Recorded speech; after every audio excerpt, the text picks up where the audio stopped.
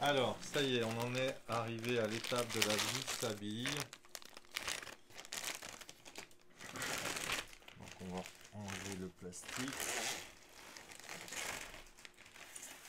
Voilà. Donc la première étape,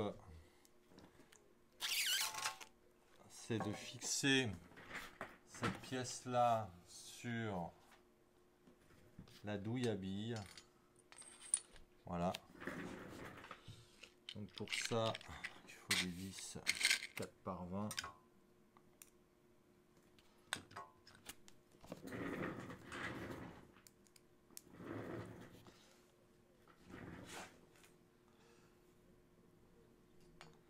Il en faut 1, 2, 3, combien ils disent? Je vais regarder la doc.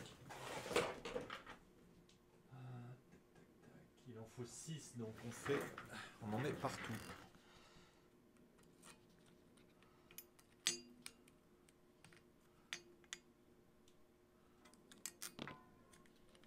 Voilà.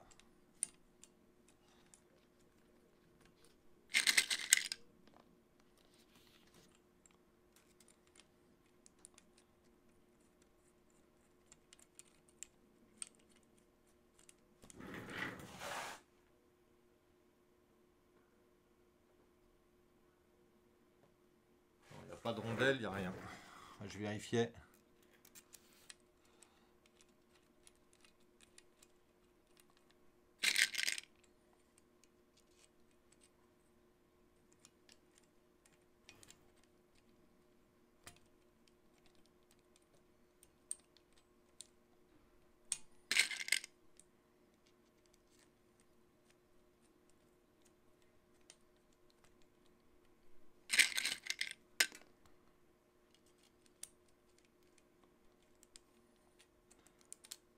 Et 3, voilà.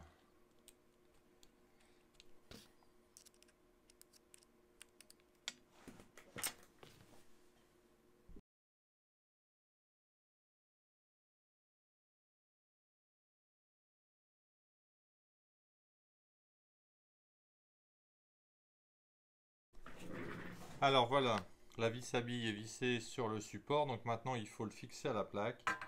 Donc on met la vis à l'intérieur, tout simplement, et il faut intercaler une petite cale en espèce de caoutchouc entre le support de vis à billes et on visse avec les mêmes vis M20 dans le truc. Voilà.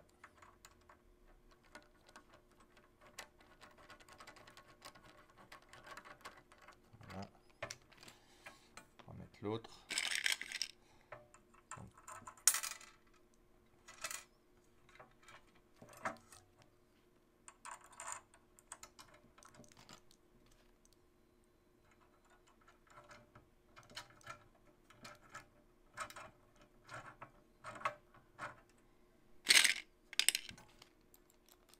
Voilà.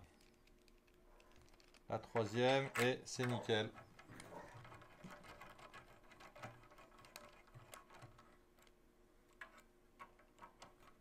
Donc ils disent de ne pas serrer complètement, donc on verra l'étape du serrage, il y a une étape serrage.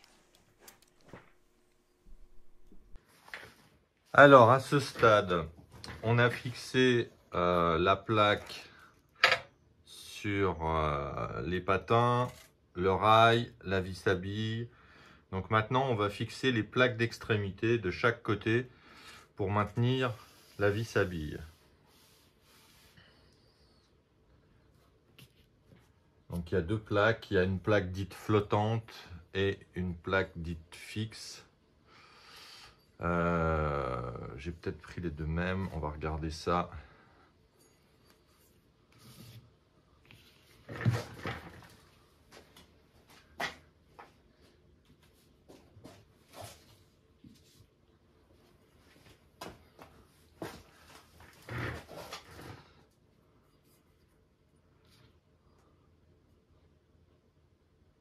Ouais, il y en a une avec... Elles sont légèrement différentes. Donc...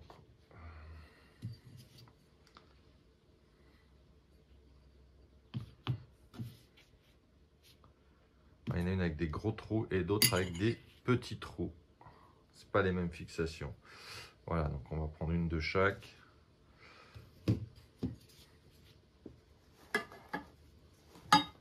Alors, la flottante.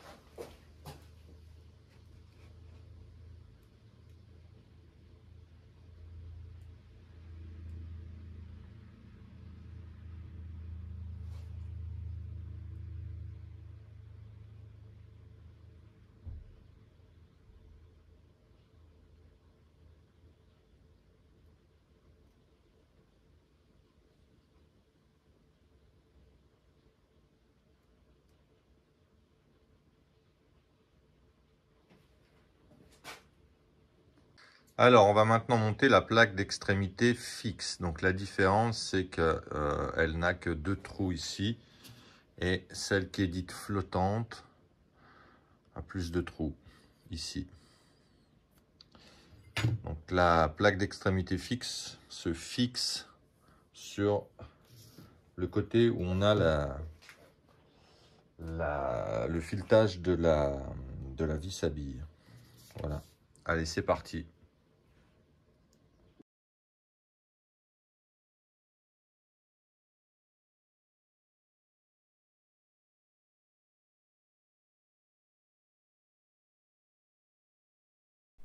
Voilà, donc maintenant on attaque la fixation de la plaque dite flottante qui va de l'autre côté de la vis à billes, là où il n'y a rien, il y aura juste un roulement pour la maintenir.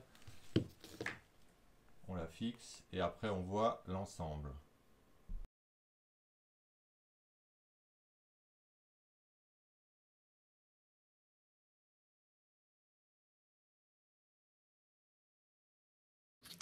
Alors on se retrouve sur l'extrémité dite flottante, où là on va fixer le roulement flottant et il y aura le circlips à mettre par la suite. Donc là c'est de la vis 3x12 de mémoire, que j'ai dû mettre quelque part, il commence à y en avoir partout. Voilà, elles sont là en fait, 3x12. Et de l'autre côté on aura donc la fameuse bague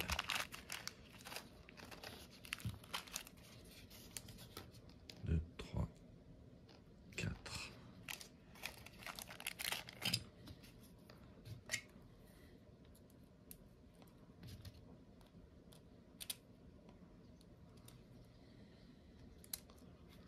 Donc tout est marqué dessus, c'est FF10.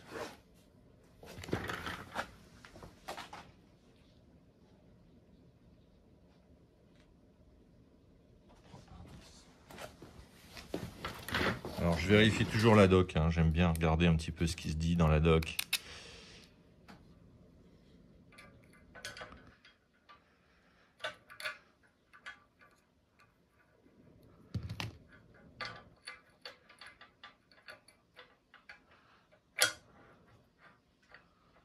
Voilà.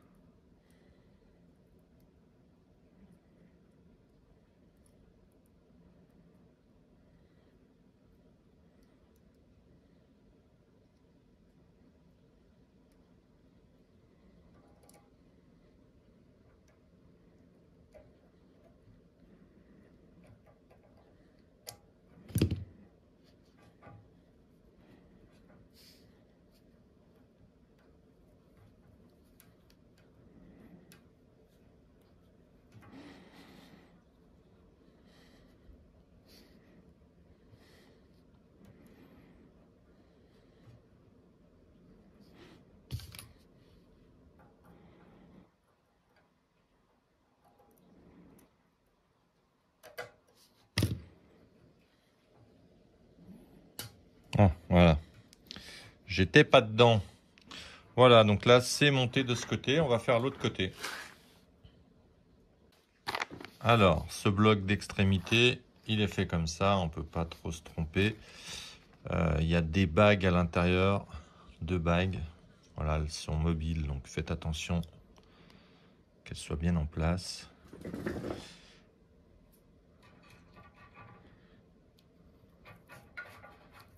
Voilà, il suffit de l'insérer à l'intérieur. Plus rien dans les sachets. Et on a ensuite un écrou. Donc on va venir fixer par la suite.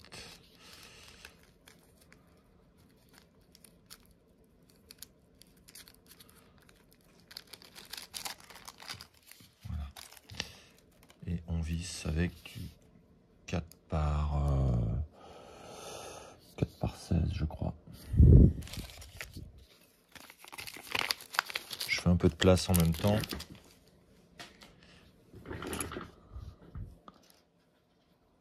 Ouais, c'est ça, 4 par 16.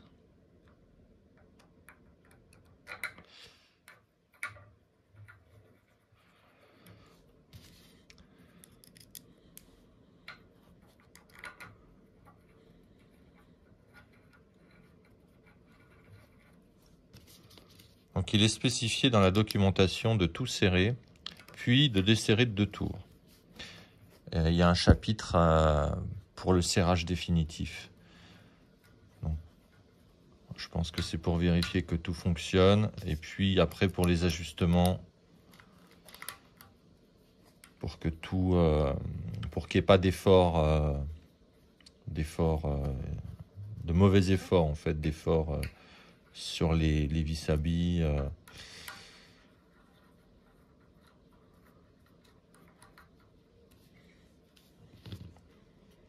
Je pense qu'il y a un sens pour ça. Il n'y a pas de sens.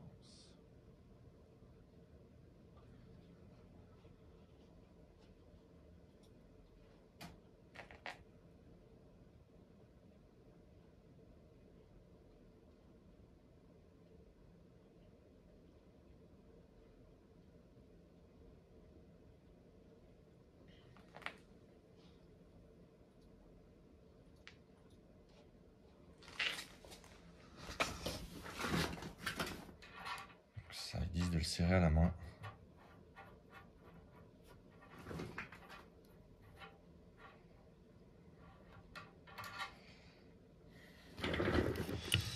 Mais avant, il faut desserrer ça.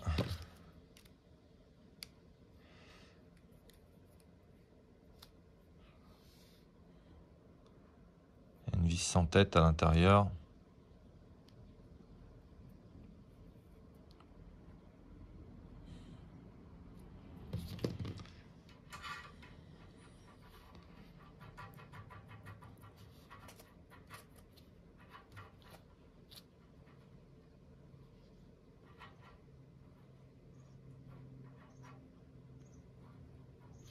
Voilà.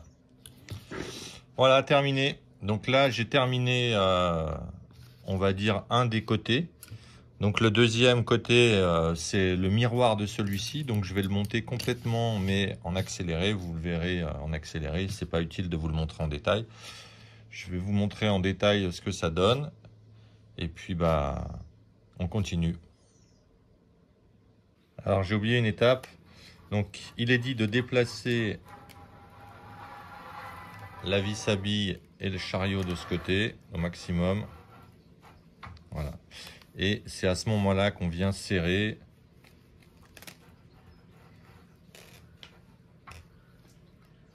C'est à ce moment-là qu'on vient serrer les 4 vis des paliers pour que effectivement ce soit aligné et qu'il n'y ait pas d'effort sur la vis à billes, ce qui est logique. Comme on va le faire sur une imprimante 3D, c'est exactement la même chose.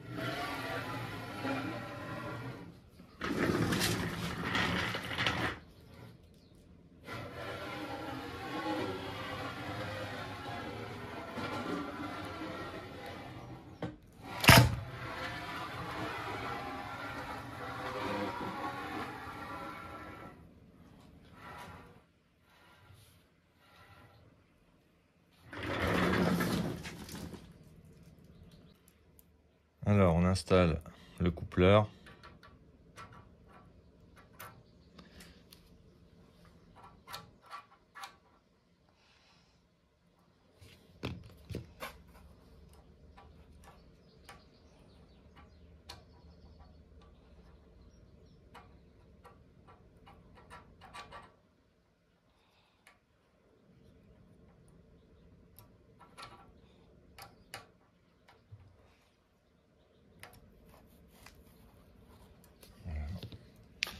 Et puis, on va attaquer les colonnettes et le moteur.